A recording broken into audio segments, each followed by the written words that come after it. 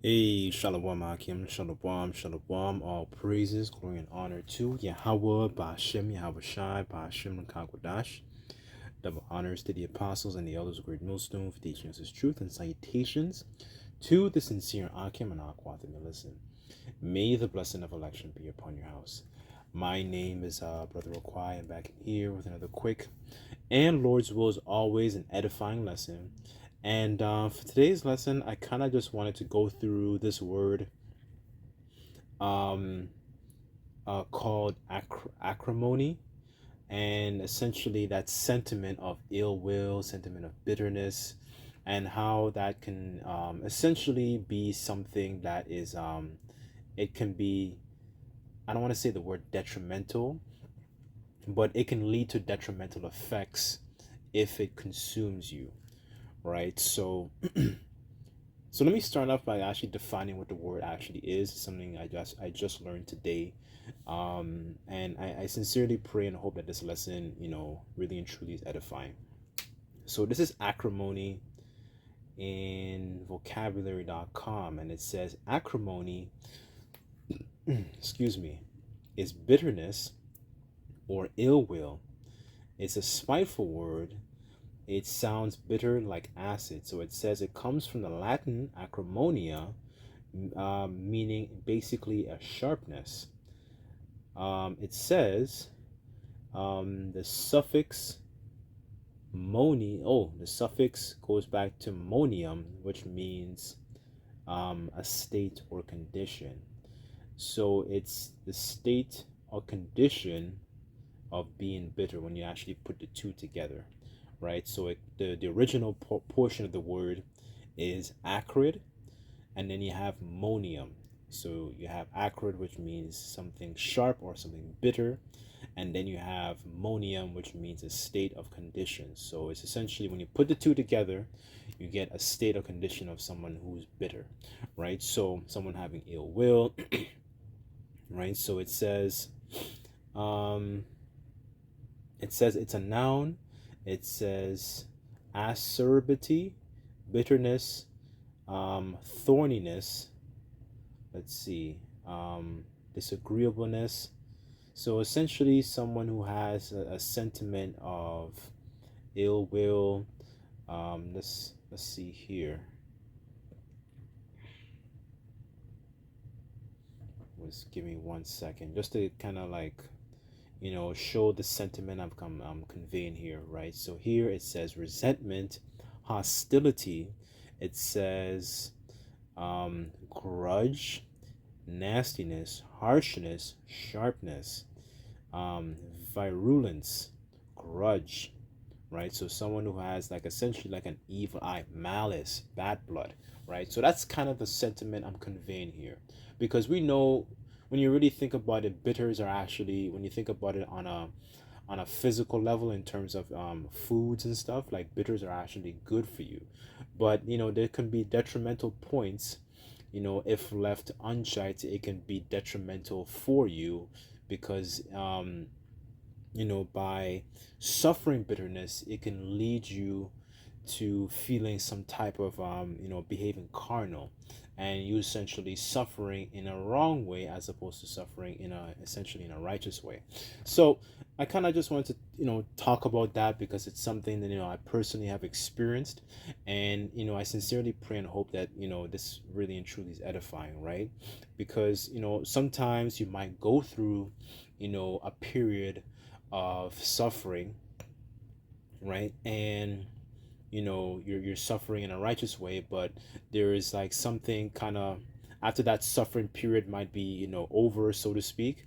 You go through a moment where there's somebody, maybe perhaps in your environment, maybe it's probably within your household, or maybe it's within your job, or somebody you know, who is being essentially kind of like that, that thorn that's in your side, and you're holding a sentiment of bitterness towards them, right? So it can, if left unchecked, as opposed to walking in the spirit, it can lead you to, doing things that are not appropriate of doing, right? So that's kind of the sentiment of what I'm trying to convey here, right? So Um, let me start off with Hebrews. Just bear with me on this.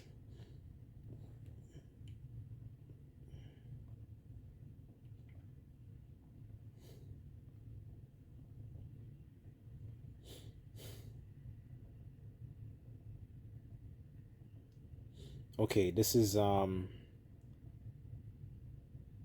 Hebrews 12 verse 15, and it says, looking diligently lest any man fail of the grace of the Most High, lest any root of bitterness springing up trouble you, thereby many be defiled.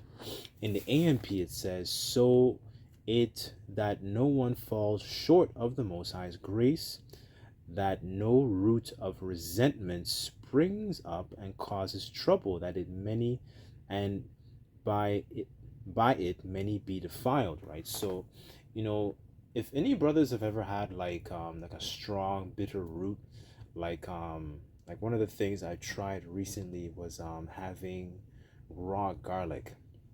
Brothers who know, if you've had it before, like the first time I tried it, I know I chopped it up into like little pieces. I didn't even have a whole clove, I had half. And I had it, and then like it went down into my bowels, and goodness gracious, I had to like kind of sit down and pause, because it was so strong, it was so bitter, in your stomach, right? But eventually, it subsided, right? But those bitters are essentially, the point I'm trying to convey is here that the bitters are actually on a physical level, but also on a spiritual level, that they are very good for you.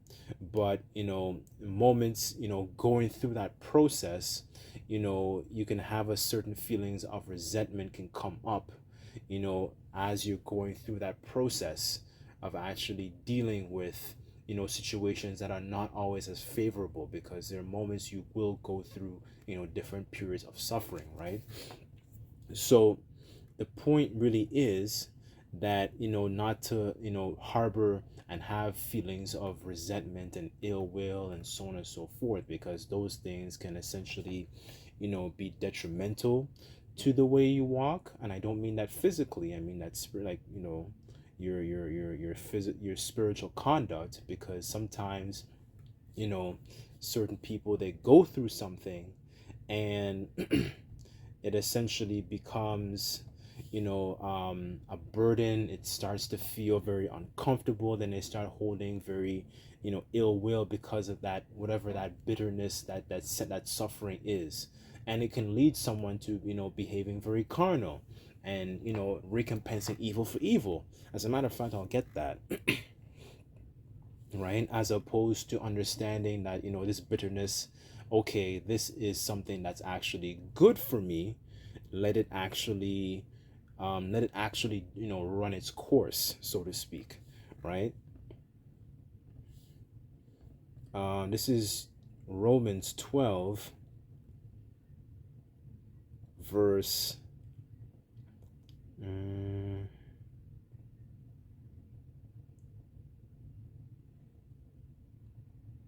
I'll start at verse 17 and I'll read down.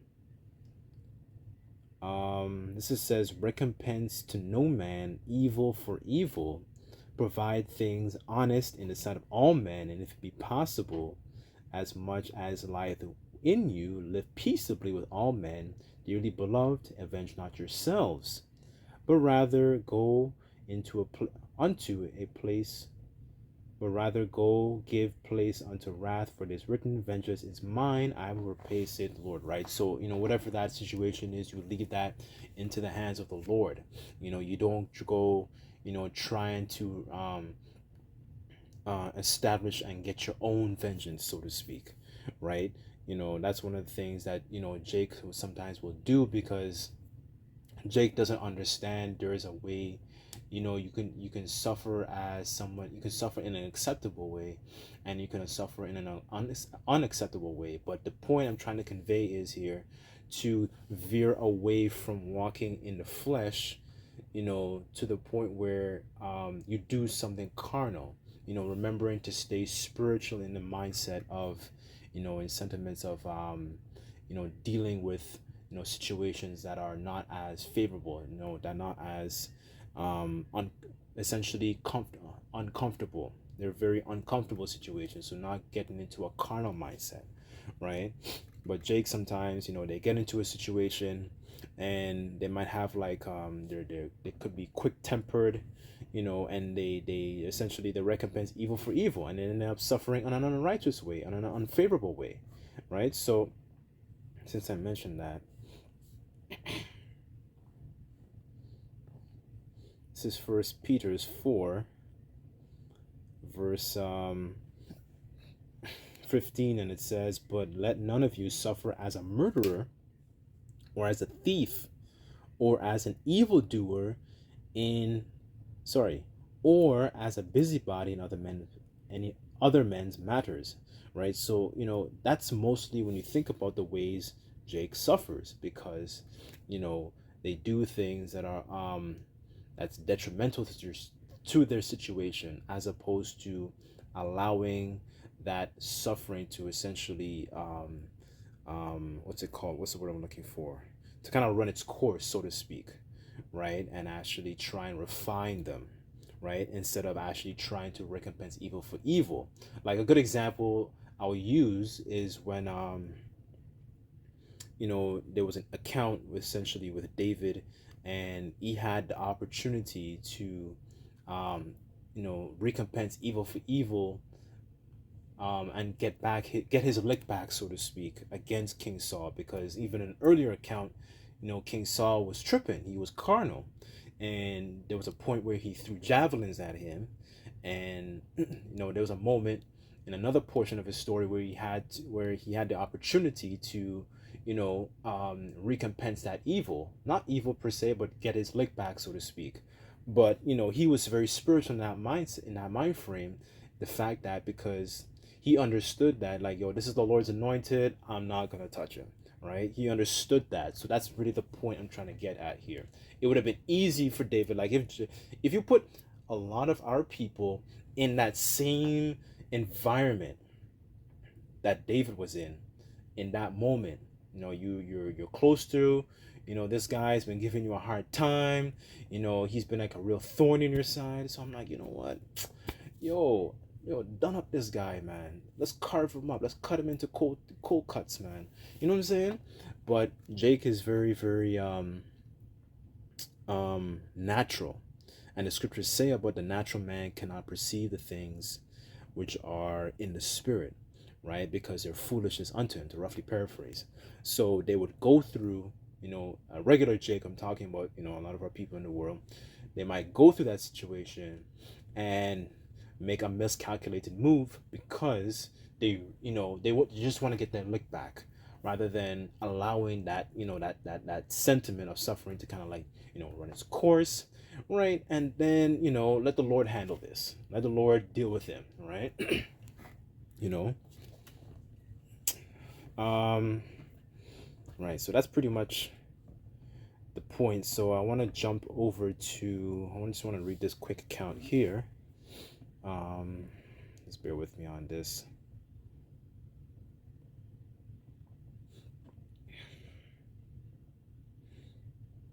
Okay, so I'm just going to read this here. This is Genesis chapter 50, in regards to, bitterness, grudges, so on and so forth, right? This is Genesis chapter 50,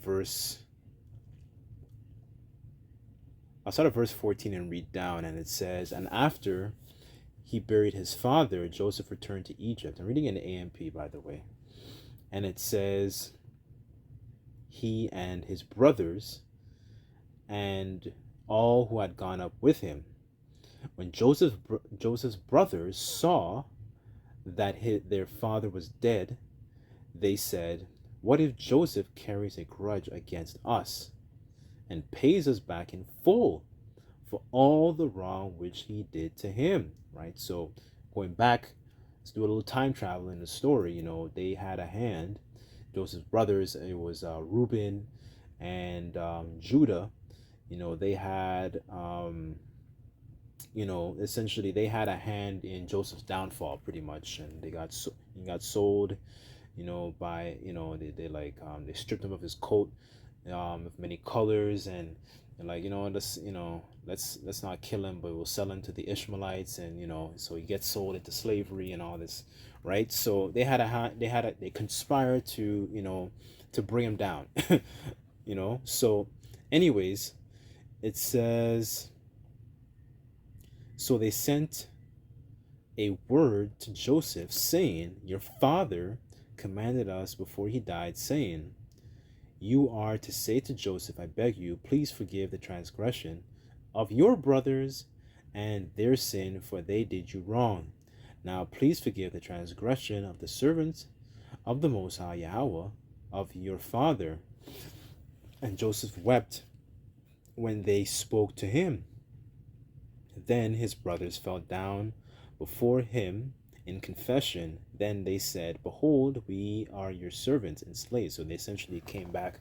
It came back full circle, right? So this was pretty much like a fulfillment of that dream. If you go back in his story, right? The 11 stars making obeisance to him and all that kind of stuff, right? So verse 19, and it says, but Joseph said unto them, be not afraid, for I am in the place, for am I in the place of the Most High Yahweh? It says, vengeance is his and not mine.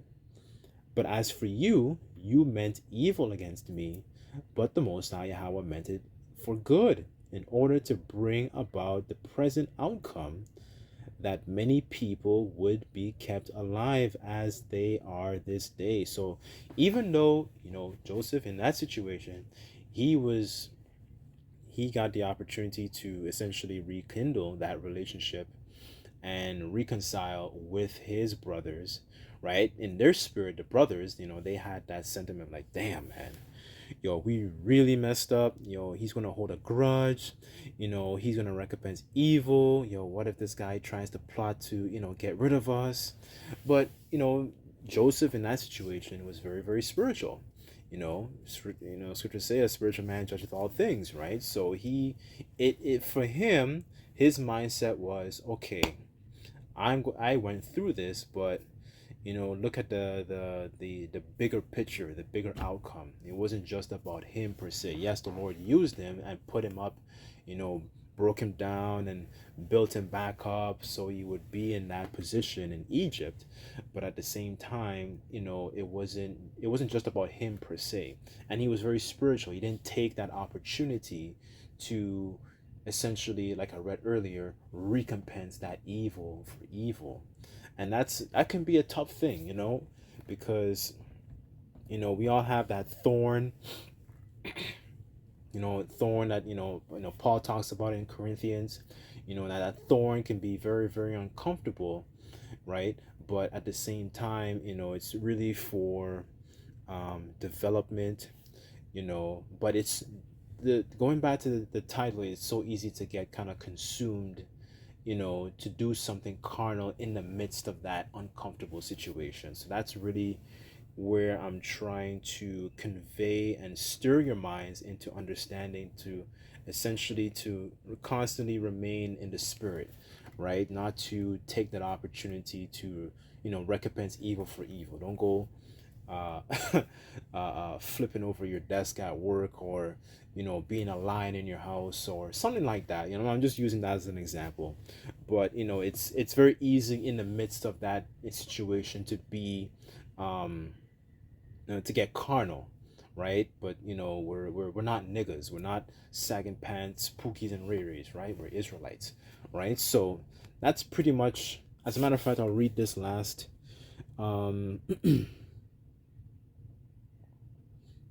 verse 21, and it says, so now do not be afraid, I will provide and support you and your little ones. So he comforted them, and giving them encouragement and hope, and spoke with kindness to their hearts, right? So he kind of pretty much kind of put hot coals of fire upon their head, right? By recompensing the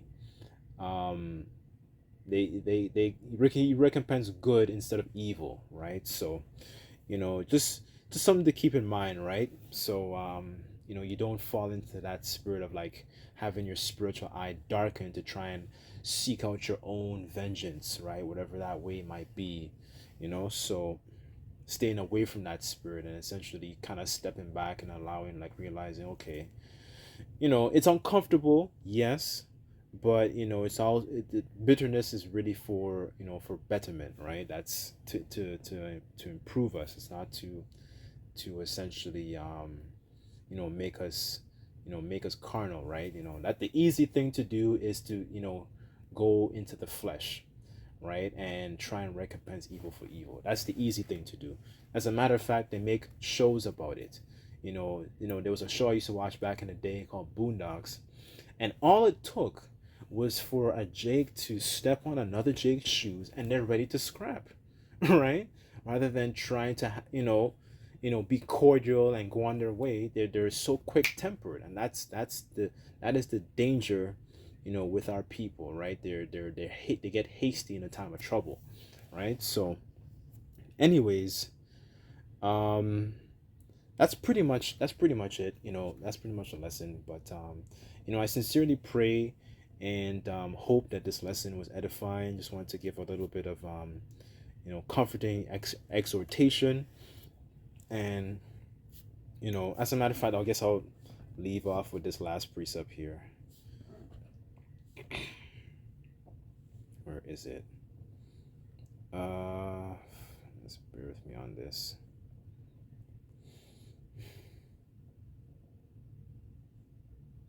Okay, this is First Thessalonians 5:11, and it says, "Wherefore comfort yourselves together and edify one another, even as also ye do." Right? So just a bit of conduct and exhortation, So, anyways, I'll leave it there. But I again pray that this lesson was edifying. I just like to give all praises, glory, and honor to Yahweh Bashim Shai. Until next time, I say Shalom.